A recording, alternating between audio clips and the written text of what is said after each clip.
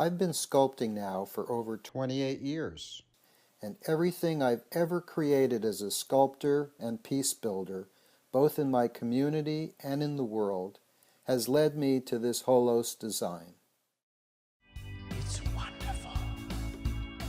Now do not think it was made in 6 days, nor in 10,000 years, nor in 10 decillions of years.